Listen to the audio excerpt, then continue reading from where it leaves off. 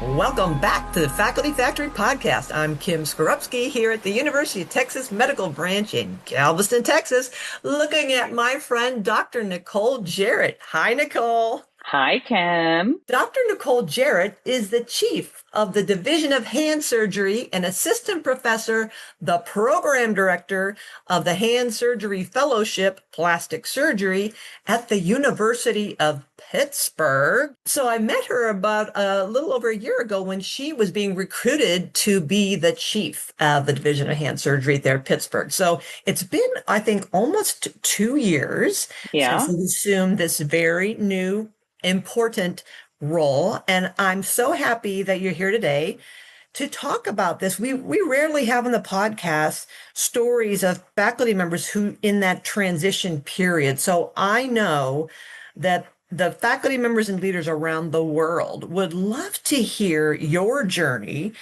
from faculty member to this leadership role. How did it happen? Do you recall that process, what you've learned, just all the stuff? So thanks so much for having me on. It's a real honor to get to chat with you, and you were so helpful as I was going through that transition period. So my journey, I actually had trained in plastic surgery and hand surgery at University of Pittsburgh. So the institution itself is not completely new to me, but I was a faculty member elsewhere for about 8 years, and in that other role, I didn't lead the faculty, but I did become program director of the plastic surgery residency. So I wound up with eventually a leadership role in education, which I think was a good way to start to learn how to lead. Now, leading residents and trainees is very different than leading faculty members, as I've discovered, but it was good to learn how to start to do some of the administrative leadership and start learning how to be accountable and some of the business end of things that's required of people in administrative roles in medicine now. Nicole, how did you get to be the program director and have that leadership role in education? We hear a lot of times in academia that people find that they fall backwards into leadership or they end up, well, I did it because nobody else could do it. I felt like it was my time to do it. I didn't want to say no. So it's almost kind of like I guess I'll do it versus, and then there are other people who actively seek those roles. Were you somewhere in the between that, or did you seek it out? Did you adopt it or inherit it? How did that happen? So it was a combination. It was actually something that I was looking for, but when I took my first job, I didn't think that it would be an opportunity. The person who had been program director of the residency was program director of the residency for a long time. She did not was not going to be going anywhere, and so I didn't think that opportunity would present itself. And lo and behold, after I'd been there for maybe a year and a half, she's like, I'm done with this. Like, I don't want to do it anymore. And so she was able to transition that to me. And one of the things that was super helpful was that she is somebody who's really skilled. And in fact, she now works for the ACGME in that GME world. She stayed on as my associate program director. So she really was my backup and help guide, but also gave me the free reins to create and change. We changed a lot, but it was very helpful to have that support from her, from somebody who's knowledgeable, who's around, who's happy to help. And so that was really, really helpful when I took over that role. Now that you said something important, and that is, it sounded like this colleague of yours said, I'm done with this. Is this a matter of these points in our careers where we can ascertain fit, unfit, not a good fit? What do you think it was that contributed to her saying, nah, I'm done. I'm not doing this? And how did you come into the scene? Did she say, hey, Nicole, I can't do this anymore, or why? Or how did that transition happen? Yeah, it's a good question. So I think it was a combination of burnout, and dealing with a challenging trainees is very challenging and takes up a lot of your time and emotional energy. And I think that we also were transitioning the program from one in which we took residents after general surgery training. So people who were already fully trained surgeons and training them in plastics to one where we were taking them out of medical school. In her mind, quote unquote, babies, right? So you're trying to train people how to be doctors, how to be surgeons, not just how to be plastic surgeons. And so I think for her, she really didn't have the patience at that point in her career to be able to focus on people who were very young, needed a lot of attention, needed a lot of emotional support. I think it was it was a much more time consuming, and it was a new iteration. So I think it felt to her that it was a good time for the transition. And I think it was. I think it was a perfect time to transition that role. And it was great that she didn't disappear, but she kind of stayed involved. But it was my program. I love it. And how long had you been on faculty, Nicole, by that time? Do you remember what stage you were in and what made you feel confident that you did have the patience for this? You Yeah. did have the appetite to nurture these trainees. So I was only about a year and a half into being a faculty member. And in fact, maybe a year and a half or 2.5 years, I can't even remember. But our RRC actually, we had to get an exemption from them because usually they want you out further. And we had to kind of come up with ways to explain that I was prepared for the role and I was the person to do the role. In terms of why I thought I was up to the task. I think during my training, I was always the administrative chief resident in general surgery and plastic surgery, the chief fellow in hand surgery. I was always the one kind of creating the didactics, and I was already doing a lot of those roles. And so that was stuff I was really comfortable with.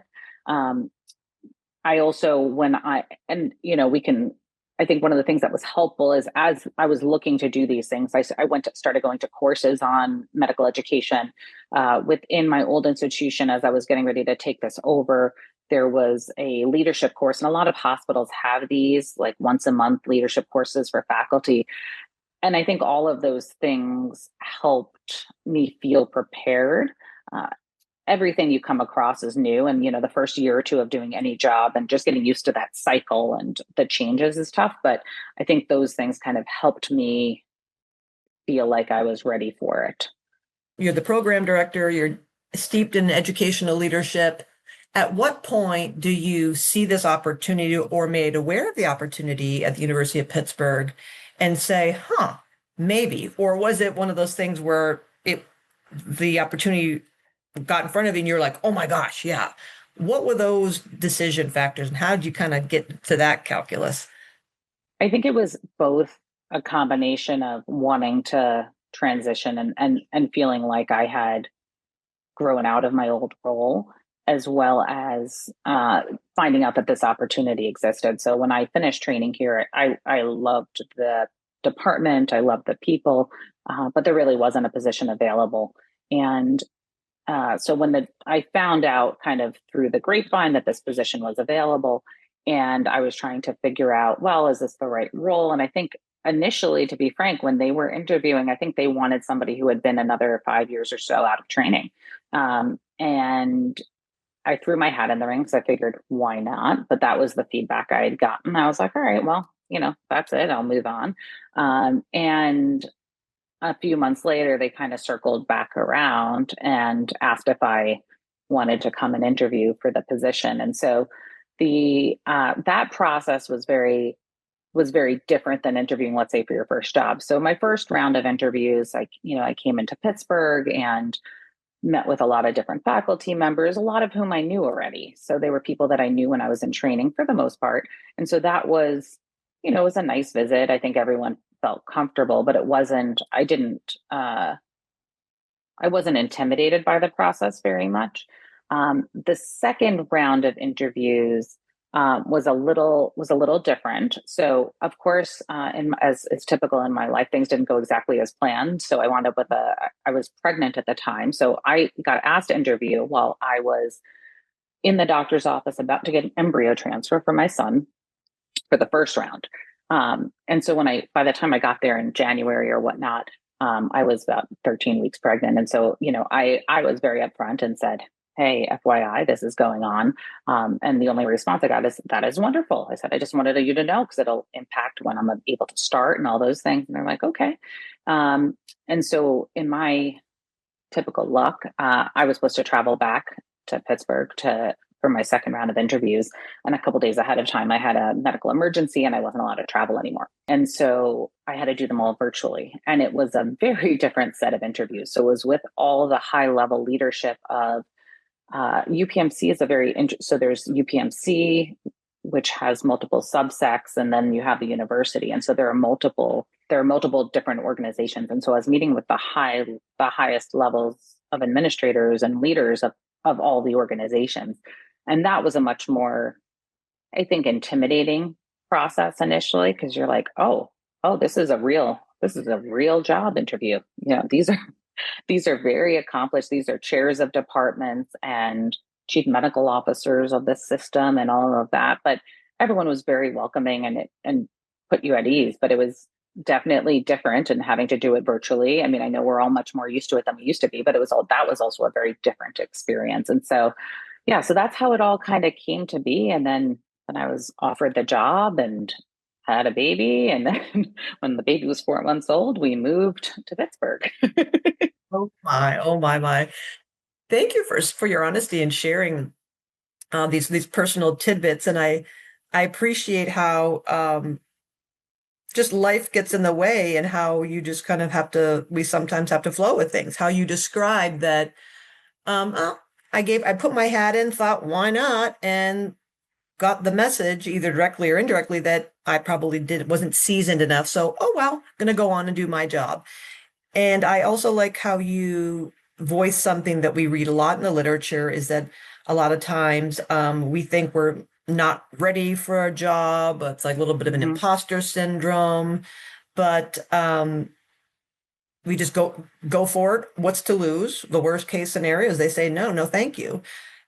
Even if you have a sense of imposter syndrome, which I think almost all of us do, and I think if you don't, you're probably a narcissist, is to just say, why not, right? I mean, you have to, at this point in my career, you have to be okay with people with rejection. And you also have to be willing to put yourself out there. And I think it continues when you're working, right? So being afraid of kind of talking to the high level administrators and asking people for help and reiterating your cause and what's important to you is very important. And I think you can't be intimidated by those with bigger titles and things like that. Because in reality, most of them really do want to help you and do have the same interests at heart. And so trying to make sure that those people know who you are and what you want and what you stand for and what they'll get in return, I think is really important. So one of my former colleagues was really great about teaching me how to, work a room, let's say. So for example, like going to a cocktail party, a hospital fundraiser, you're not there because you want to have a good time. She's like, you literally go in with your list of, these are the people I need to talk to. And I will say I do this now, and hopefully none of the administrators hear this, but I will go to, let's say, the hospital, summer party or holiday party, and I will go in and I will go to the cocktail hour and I will say, I will talk to the CEO and reiterate my point about what I need space for and the money for and this and that. And then I usually duck out before dinner.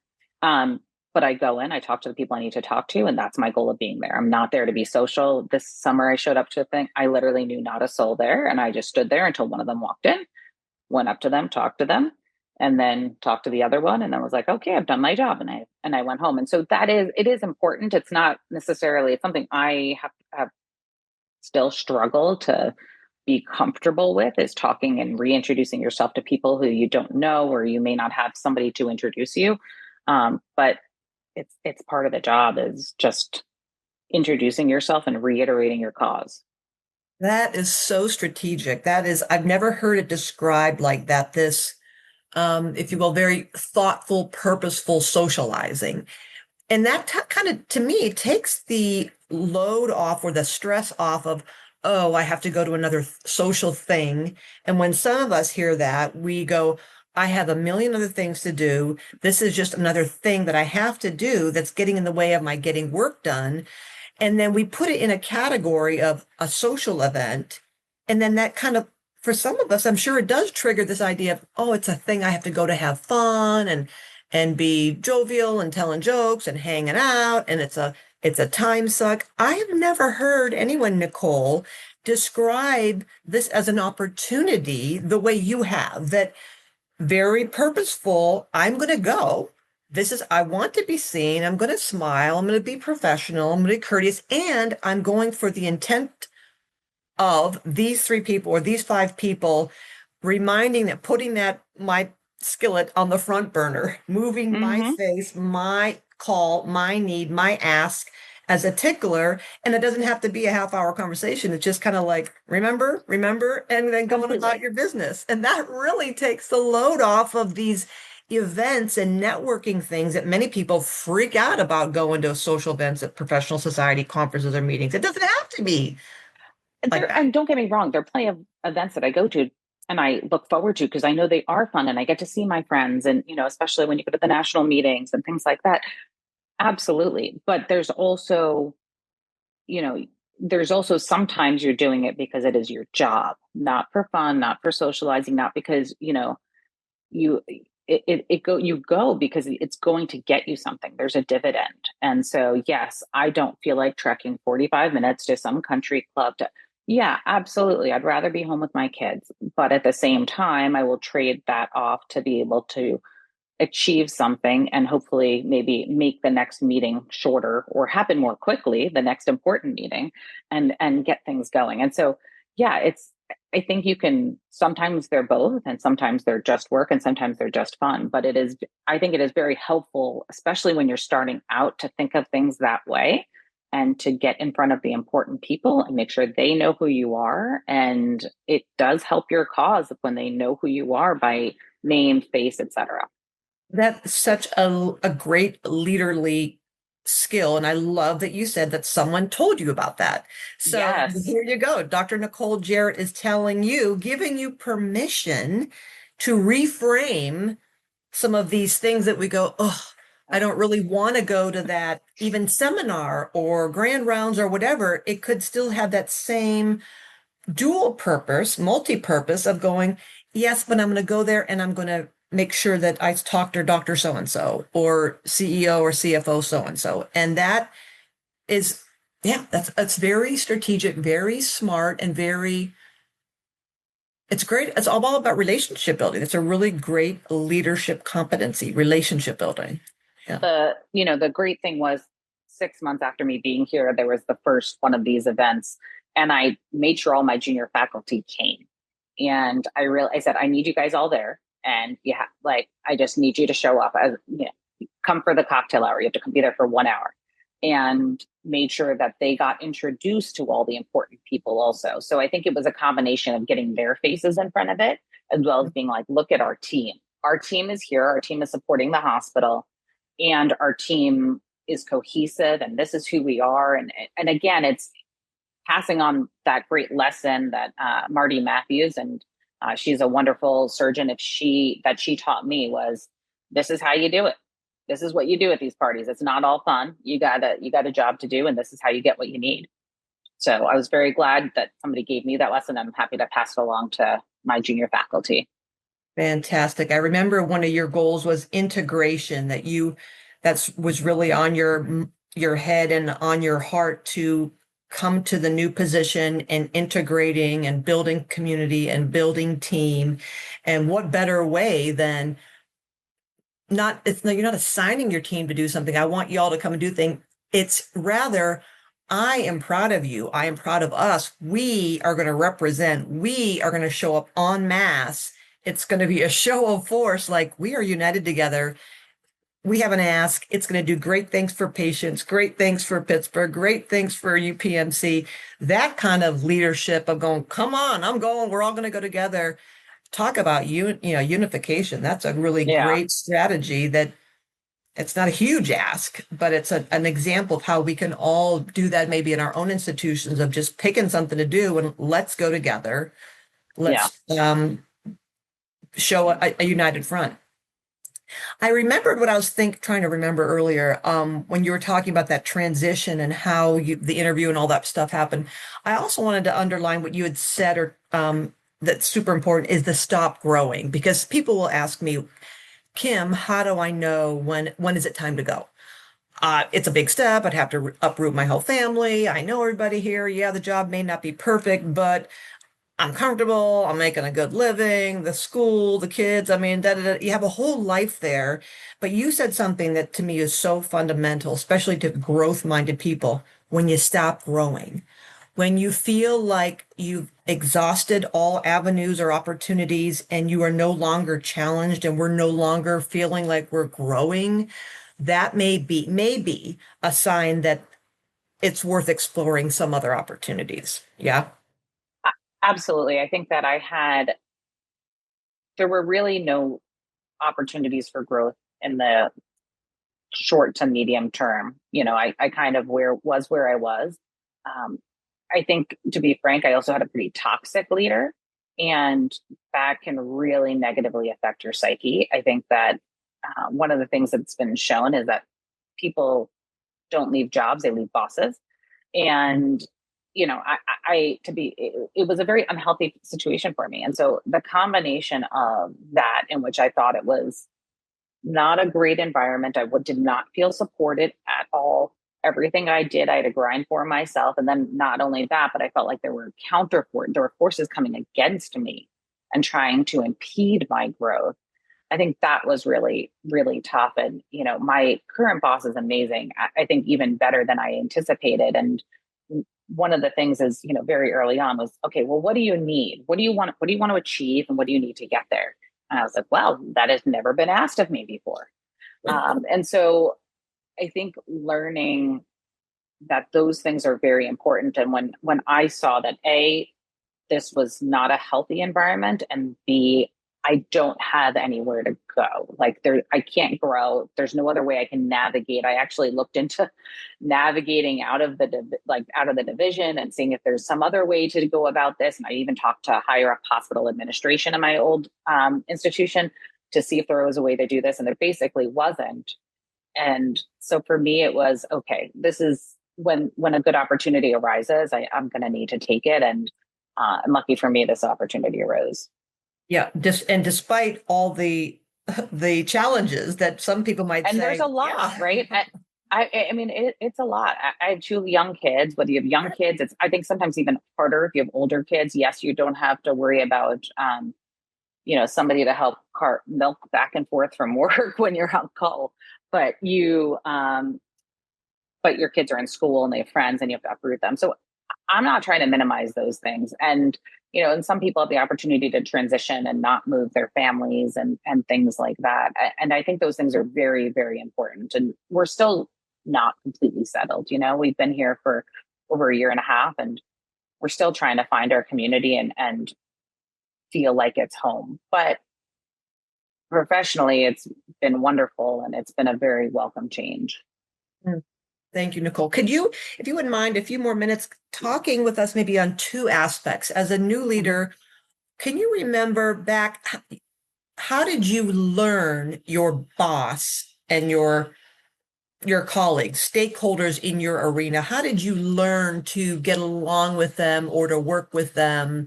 I mean, first of all, it sounds like you had a little bit of a head start because your boss is uber cool saying, hey, what do you need? What can I do to help you? That's great. But still, you had to learn to speak a different language or do something or present things or learn how to communicate. Do you remember what tips you could give to somebody, like when you get a new job or even in general? How does one build that relationship with your superiors, those above you, and maybe colleagues who are like equal other, division directors and chiefs?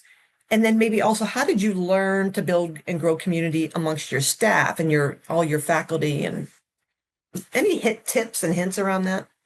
Yeah, I think one thing is being clear about expectations and asking what the expectations are. So I think with your superiors and the bosses and hospital leaders, saying, what are you expecting out of this? What do you think my role is? Do you want me, when we have a meeting, do you want me to send the follow up? Would you prefer to send the follow up? And asking discreetly, what do you want me to do? When I first started, I actually asked to meet with my chair every single week to start. And we had a check in, and I would send weekly updates, written weekly updates. And it kept me kind of on task as to what's going on, what succeeded this week, what's still in progress, what do I have some challenges with. And I think being very upfront about there are certain things you may not know how to navigate. And you, Kim, were very helpful with a lot of that, but also asking your boss, what do you want me to be doing here? Or how can I achieve this? Or I'm struggling with this. I've been trying to do this and it's not working. Those things have been extremely helpful. Just asking. I think a lot of us don't want to ask because we seem needy or we seem like we don't know what we're doing. But if I know that he would like to get a written report from me every week, great, I'll give you a written report. If I don't know that, then he's not going to get it and he's not going to know what I'm up to. Um, in terms of the peers, I think just showing up to stuff and kind of asking advice when you're having, I think asking people for advice makes them feel useful, and it is useful. Asking them how to navigate situations that they may have been in a similar situation in the past. So if you're having to work with a different department, okay, well, how have you worked with this department? What worked, what didn't, et cetera. So I think that was helpful. In terms of the rest of the faculty in the division, I think it was very helpful in the beginning to meet with them, find out what their goals are, what their challenges are. So, okay, this is what you want. What's not working? What can we make better? And I think setting up a culture of, hey, when there's a problem, I want you to let me know. I can't help you if I don't know what's going on. And it still exists. I got a call about issues with transferring to the medicine service in the middle of the night last week. Well, it's fine. I looked up who the head of hospital medicine was. I sent them an email, said, hey, can we chat? Sure. And we worked out a kind of way. I learned more about the process than I ever knew. And it explained a lot of things. And I then explained that to my faculty, said, hey, these are the challenges and the constraints of the system. So this is how we can work the system better when needed. And so I think finding out and saying you're open, I want to hear, you're not just, sometimes you just want to gripe, but if you have challenges, I want to know about them so I can help fix them for everybody, not just for you. And so I think being open to that was helpful. I think your faculty seeing that you need them too is great. Early on, maybe if I had been here 4 or 5 months, I had a replant of a finger replant that was really challenging. And there were some technical issues that happened, some help with the trainees that were in the case, and things just were not going well. And I was fried and things were not getting better. And I sent out a mass SOS to my team and I said, hey, if anyone is around, can you please stop into the OR? Thankfully, it was the middle of the day. It wasn't the middle of the night. And 2 of them showed up. And I think for them, to me, I was like, I feel badly. I'm putting on you. But to them, it was, hey, even our division chief, it's okay to ask for help. And we're all going to be in cases where we feel over our head or situations at work where things aren't going right and you need support. Well, that's what the rest of us are for. You send out a text and the expectation is we'll be there. We're here to support you. And so that surprisingly, I think made them feel a lot more comfortable asking me for help because they know I'll ask them for help easily. That's what I'm hearing. Nicole, I'm so impressed with the theme that all these examples you just gave us was asking questions of your boss. How do you want me to communicate with you? Do you want a report? What do you expect from me? What do you think I'm supposed to be doing? How do you think I should be behaving? What do you need? How can I help? All the questioning is questioning versus I've seen many leaders who, for whatever reason, think that they have to show up at a new position as the authoritarian, not even authoritative voice of Nicole, you're going to do this. Kim, I need you to do that. Let me tell you what I'm going to do. This is what has to happen. And very command control, which is sometimes what obviously you need to do that sometimes. Yeah. Right. But that perspective, then they wonder why people feel a little bit put off, distrustful, like they don't trust me to do something, doesn't even care about what I know or what I can do, is just directive and commanding and pointing the finger and telling me versus asking me. So I applaud your leadership in the authentic questioning and especially that SOS during surgery. I mean, yeah, what better way of modeling we're in this together. I mean, we all have to have this. This is I expect and totally, would hope that we would all rely on each other versus that feeling of, well, if I ask a question, they might think I'm stupid. What if they're going to roll their eyes and go, oh, Dr. Jarrett doesn't know what she's doing? Or why is she asking me? Doesn't she know her job? I love how you have that confidence of that doesn't seem to be a concern. You're just you know what you're capable of. You know your skills, you know your training, your credentials, you got it. And there's some, you know what, we all have bad days. There are days we all need help, right? I think I hadn't slept the night. I mean, the typical story, like I think the baby had been up the whole night before and this and that and the other thing. And there are times that you're just like, hey, I need help. But I do think that it is helpful to, like, when you ask them how they think you should manage something or how could you go about doing something, I think they feel good because you show that you're trusting. Our department, our administrative department leader, not my chair, but the kind of business side of thing that works alongside of him.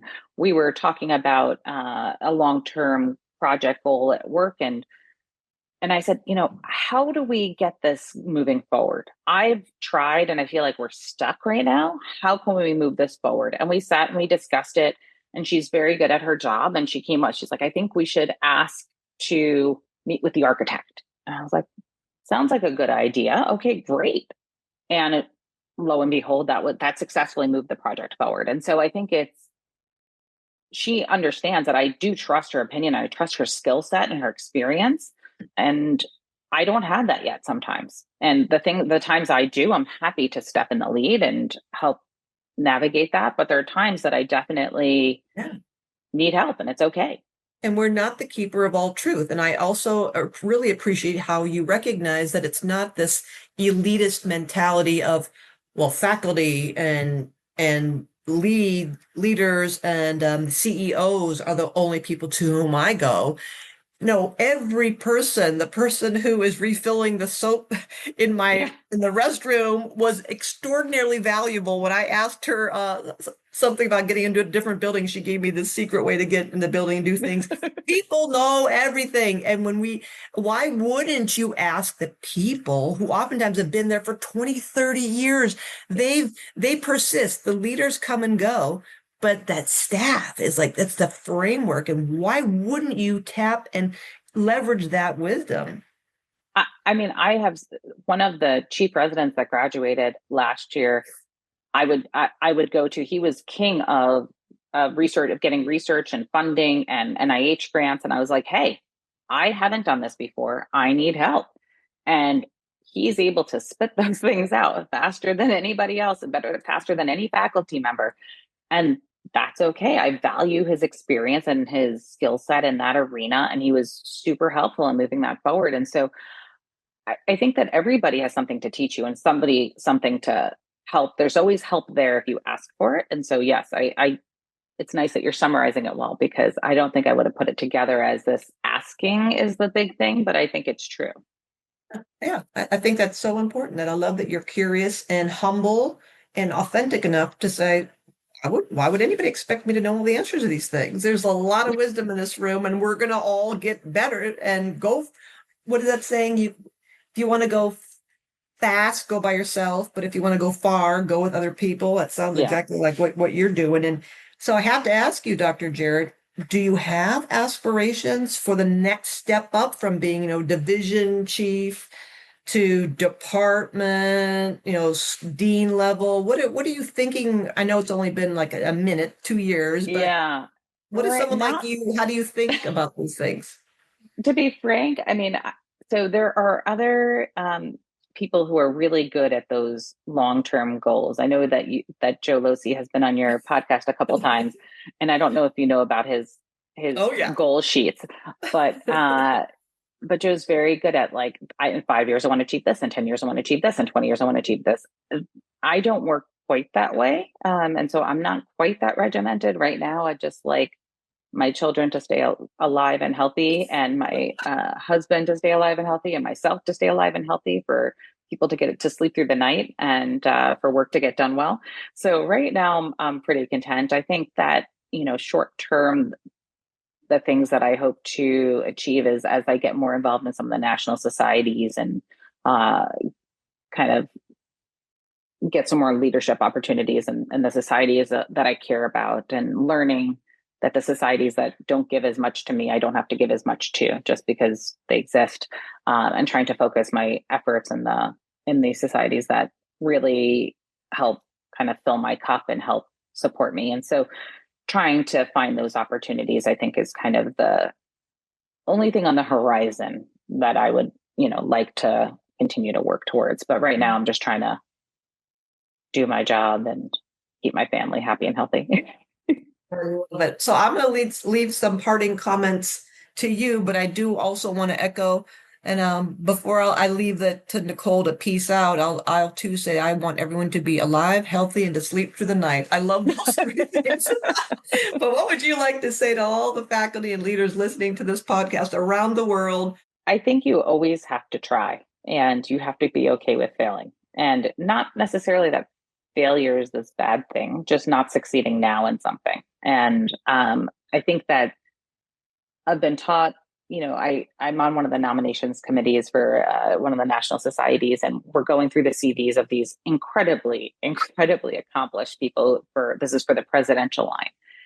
And we're going through the CVs, and it is a wealth of riches. But we're going through these CVs, and you realize it also puts how many times they've applied. And some of these people have applied for this position 10 times. So these are people who are division chiefs and chairs at institutions that are applying for the presidential line of the society and have done it 10 times and keep on applying, right? And they've gotten told no 9 times thus far, and it didn't stop them from applying for the 10th time. And so I think people who even you idolize that have achieved everything you could ever think of achieving professionally, they still have times that they don't achieve what they intend to, but that doesn't mean that they're a failure. It's just like, oh, I didn't get it this time. All right, I'll apply again next year. Oh, I didn't get this grant. Okay, I'll just revise it and submit it again next year if the NIH still exists. So I think you just have to have that. It may just not be the time for this. It's not that there's anything wrong with me. It's not I'm a personal failure. Yeah, it stings a bit. I'm not trying to minimize that, but you've got to be okay with things not going your way sometimes so that eventually they will. I love it. Thanks for tuning in to the Faculty Factory podcast. We are a faculty development community sharing tools to build academic leaders in healthcare. Maybe you want to be interviewed on the podcast? Please visit facultyfactory.org/contact and send me a message there.